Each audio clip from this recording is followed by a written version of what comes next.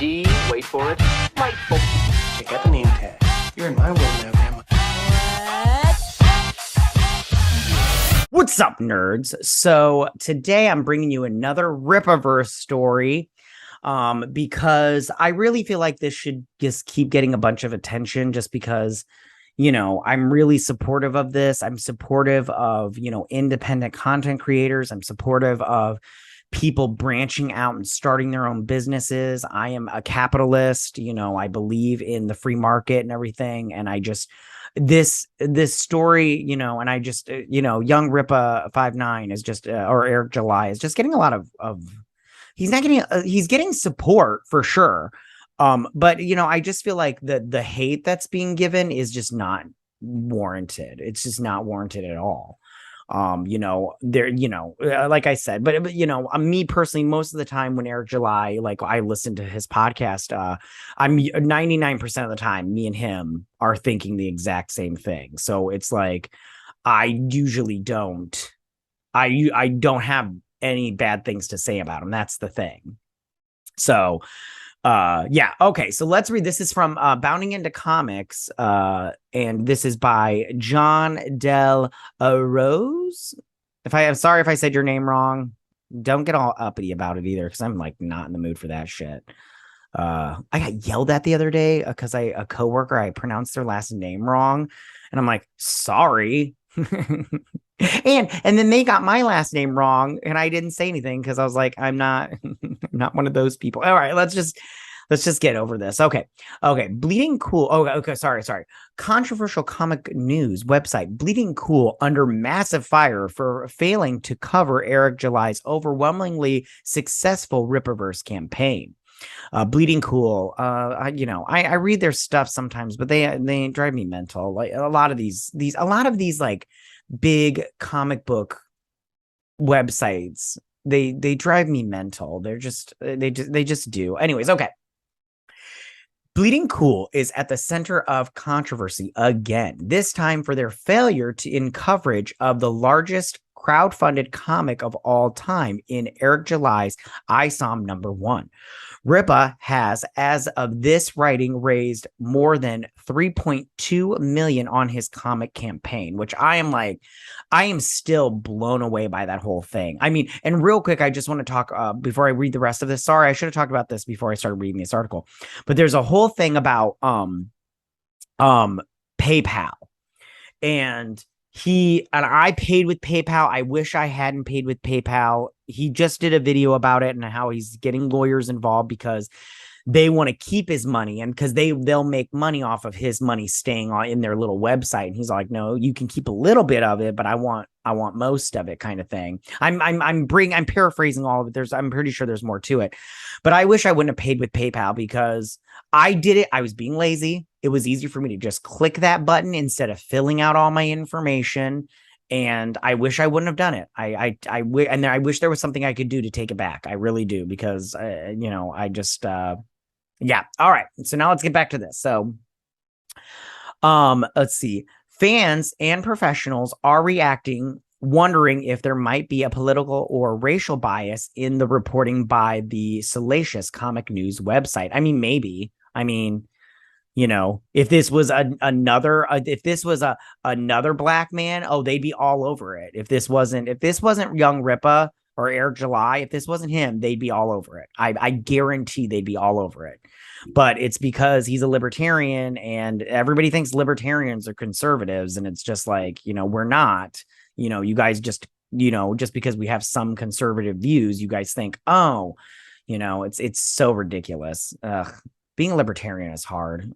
Anyways, the One Piece Bleeding Cool published on the Rippaverse includes a passive-aggressive jab at the African-American creator, questioning its price point for a 96-page comic book by comparing it to direct market retail issues rather than other similar crowdfunded books. The author also made comments questioning Rippa's ethics in the article. I did a video about that article. You guys can check that out up in the art card section. That writer is an asshole. Okay. And I'll tell you right now, the price point, I see a lot of people saying like $35. That's like $5 too high. Listen, if $35 is too high for you, don't buy it. I bought it because I thought that was a good price for a 96-page comic book that was crowdfunded and that I wanted to support. If I didn't want to support it and I didn't want to spend that money, I wouldn't have bought it. Something is only worth what you're willing to pay for it, you guys. So stop. What is this price point BS? That's the thing that people bring up when I talk about this. They're like $35. And I'm like, what are you talking about? $35. It's not that bad. Okay. All right. So it says, no ads. I don't want the ads. As a comic book centric website, readers are wondering why Bleeding Cool isn't giving the Rippaverse further coverage on Isom #1 like it does other comics from the mainstream. For other titles, Bleeding Cool either routinely posts preview images, summaries of the plot points, or covers the milestones of sales that those campaigns have reached. Facts. With more than 3,000 backers, me being one of them, or 30,000 backers, Isom #1 is posting higher sales than many Marvel or DC comics attain in the stores. A newsworthy achievement, many will agree. I think it is. I bet you if they put this on the comic book sales for, the monthly sales, number one. They won't. Pussies. So annoying.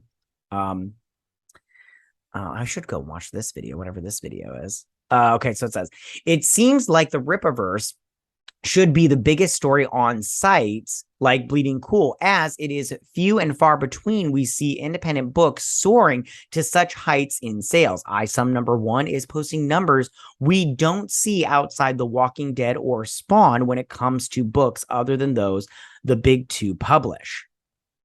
Very true.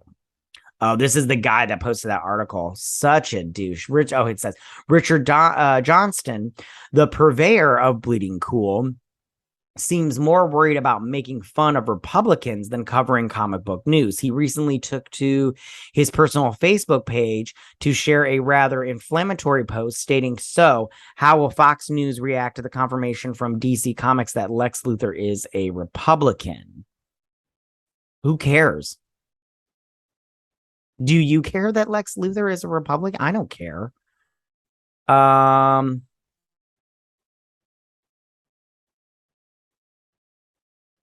and then this person right here says, how will Bleeding Cool react to Eric July making $1 million in a day on a self-platformed comic? Boom!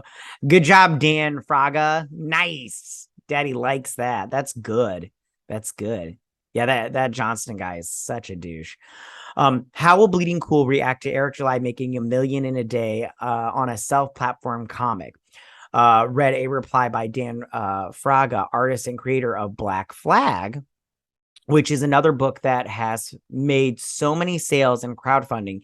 It should have been massively covered by comic news outlets, mocking Johnston's original comment. I've never heard of that. Let me write this down. Black Flag. Maybe I'll get this one too. Hold on. I'm just going to write it down real quick. Comic Black Flag. Dan Fraga. Maybe I'll buy that one and everything. Oh, I should have typed it in here. I'll lose that post-it. Anyways. On Indiegogo. Okay. Unwilling to let Johnston's comment get brushed under the rug, the Black Flag creator took to Twitter to share a screenshot of both the Bleeding Cool author and his own comments, followed up with an assertion: comics news should cover all comics, especially when it's real news. So true. I'm gonna follow this guy as soon as we're done. And then he says comic news should cover. Okay. I just said that. All right. Good. Yeah, he should. Okay. So Fraga's comments point out an inherent bias in the comic industry where major comic book news sites like Bleeding Cool, Comic Book Resources, and IGN, those are the big ones too, to name but a few. Comicbook.com is also one. Comicbookmovie.com is another one. Blatant refuse to cover projects made by right-wing creators like they do books from their left-wing industry counterparts. They do.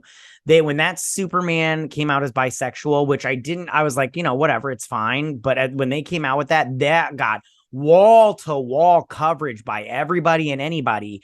And then the comic book sucks. I'll tell you that right now. I only read the first two and that fifth one, and they are garbage. I'll tell you that right now. And then I might have gotten some people tell me about the rest of them, but the rest of them sound like garbage anyways. And that got so much coverage, and it's just pure crap. I'll tell you that right now. And this comic book Rippaverse might be Isom #1, might be crap too, but we have to yet to see.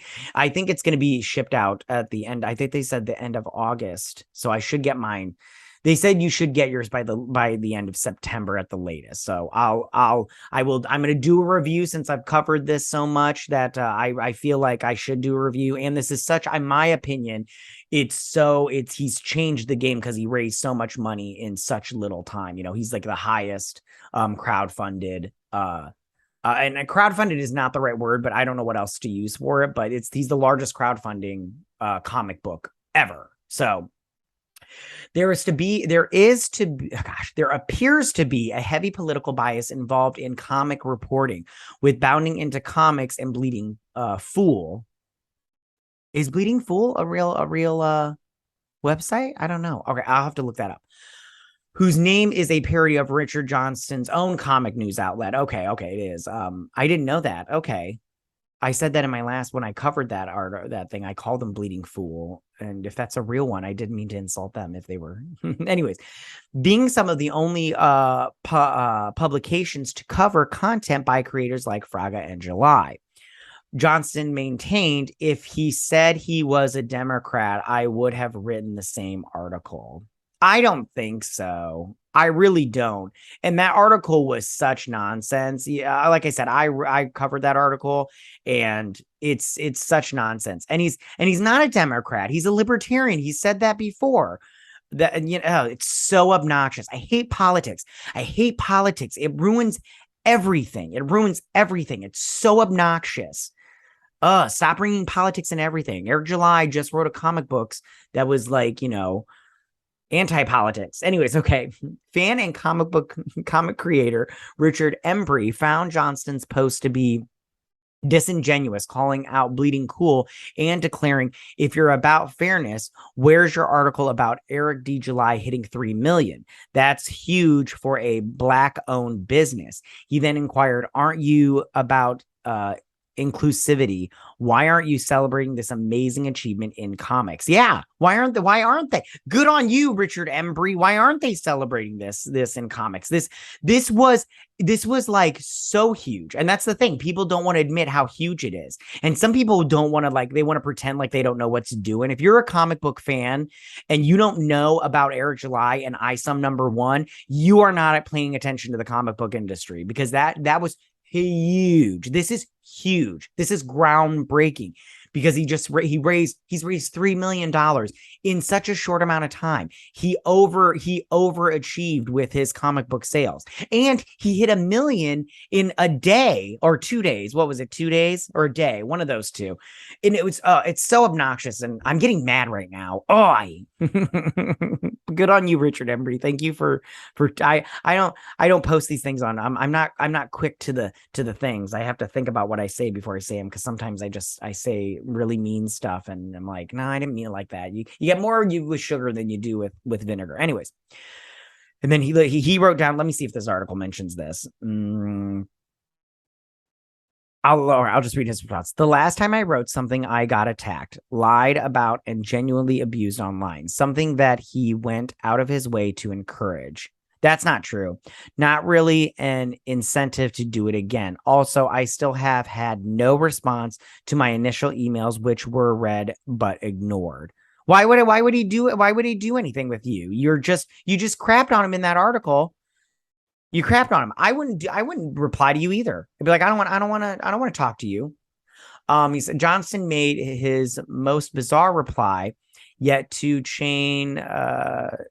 the chain of criticism of his coverage by doubling down on the fact that Eric July hasn't replied to his emails, as if July's responses were the only way he could possibly cover the comic. Yeah. You don't have to talk to him to cover it. You don't have to.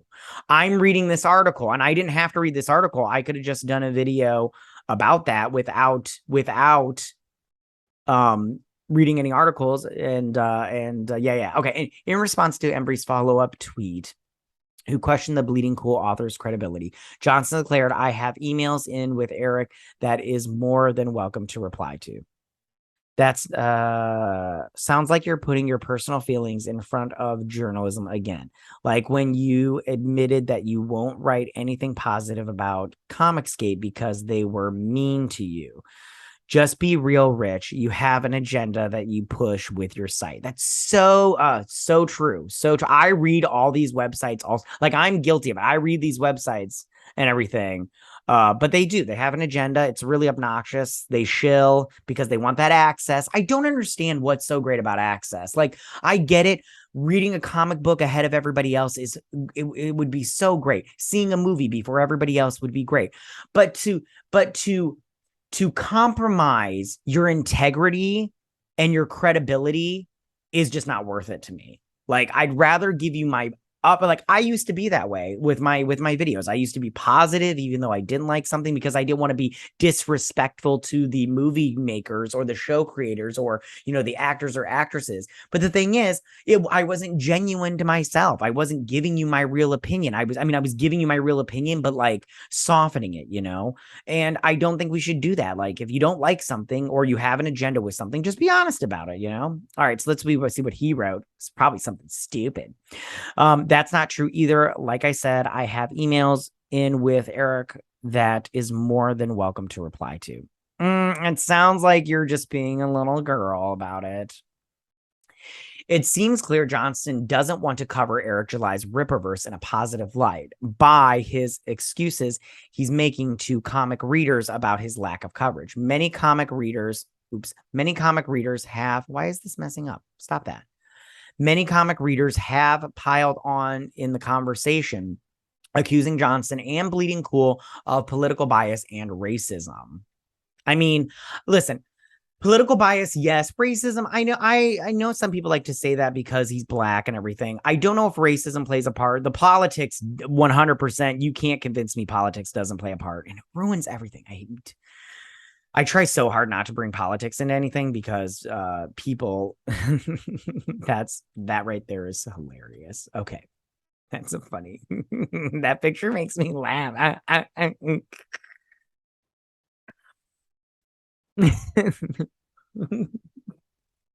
Okay. Anyways. Oh, hold on. I forgot to read this. Rippaverse creator Eric July had actually addressed the situation a few days prior to Johnston's meltdown writing. Bleeding Cool article attempts to passively aggressively clown on Rippaverse Isom #1 campaign in response to the author's own coverage of the news. We always knew that these disingenuous people would be trying anything they could to take shots or delegitimize what we're building. He continued, adding a defiant, they can't stop us. Yeah. And I mean, like, Bleeding Cool art attempts, I just read it. We always knew that the disingenuous or delegitimized, they can't stop us. Check out the video now live on YouTube. Yeah, I've watched that video where he addressed this, and he made fair points. That's the thing. People don't, he makes fair points. I think he's a fair guy, Eric July. I mean, yeah, I think he's a fair person, and you got to listen to him to understand what he's trying to say. A lot of this stuff. Ooh, Pepto-Bismol. Whether Bleeding Cool will listen to the fans and adjust their coverage to more fairly represent the comic industry as a whole, including books made by conservative and libertarian creators, remains to be seen. Do you think Comics News Industries is fair in the coverage of Eric July's overwhelming success Rippaverse Isom #1 campaign? I don't think they're fair. I think that they either don't cover it, or in this case, this Johnston guy covered it negatively. And he covered it in a light where he was complaining about the price point, which the price point, oh, that gets me so annoyed that everybody complains about that stupid price point. It's not that big a deal. But it really bothers me in the sense that like Eric July, he's created his own business. Isn't that what everybody, and it's a black owned business, during the pandemic, everybody's all like, oh, black owned business, you need to support black owned businesses, but here's a small black owned business that nobody wants to support. So maybe it is racism because, although I have to tell you right now, if Eric July was an Asian guy, I'd still buy the comic book because I do like Eric July. Like I said, being a libertarian myself, I just, when he says something, I'm like, see, Eric July gets it. So, but yeah, all right. That is the article from Bounding Into Comics. I'll leave a link in the description if you want to read this for yourself and everything, or click the little links that'll take you to like Twitter pages and all that stuff. And I'll leave my links to the videos that I covered and everything. And, but yeah, tell me what you guys think about all of this. Did you buy Isom #1? Are you a fan of Eric July? Are you not a fan of Eric July and you don't like him? Tell me why. Do you think the price point was too high and that's why you didn't buy it? Did you buy it and pay with PayPal and now you, like me, you wish you hadn't? Tell me your guys' thoughts on this. You can leave all your comments in that section down below. If you like this video, go and hit that like button. I won't mind. If you're new to my channel, please hit that subscribe button. I'd greatly appreciate it. And I will see you guys on my next Rippaverse video. You guys have a good day. Bye.